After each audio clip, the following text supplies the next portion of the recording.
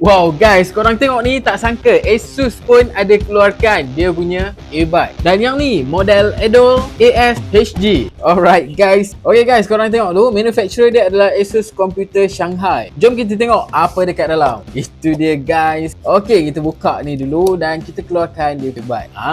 Itu dia, Eidol. Jom kita buka dia, tengok. Oh, nampak dah terbuka. Okay, so ini adalah model ear clip guys. Nice, dia punya ear clip. Warna dia pun warna putih, nice. Ada tali lagi. Jom kita tengok lagi dekat dalam kotak ni ada satu user manual, satu charging cable. Bateri dia boleh tahan selama 3 jam guys. Okey, jom kita test. Alright, benda ni kita clip dekat telinga kita. Alright. Okey, kalau korang perasan dia tak rapat dengan lubang telinga kita. So means dia clip dan berada dekat bahagian luar macam ni. So kalau korang nak bersembang dengan orang, korang boleh dengar suara orang dengan jelas. Pada masa yang sama, kalau korang play lagu, korang boleh dengar lagu juga. Alright, full volume untuk lagu. Not bad dia punya quality bunyi actually. Bass dia ada agak sedap juga dia punya bass, tapi aku masih lagi bagi dia above average. Mungkin sebab dia jauh sikit daripada lubang telinga kita. Dan untuk full volume dia actually dah agak kuat, tapi kalau kita duduk kat tempat yang bising, mungkin kita perlukan kekuatan yang lebih lagi. Dan satu lagi benda yang aku tak sangka, ada gaming mode. Kita tap je 4 kali dekat sensor dia dan dia akan on gaming mode. Latency untuk gaming mode dia lebih kurang 100 millisecond, not bad, masih lagi boleh main game. Dan untuk mic dia kuat, jelas. Korang tengok tu, dia punya graph dia cantik. Jom dengar sendiri. Kita sedang test mic daripada earbud Asus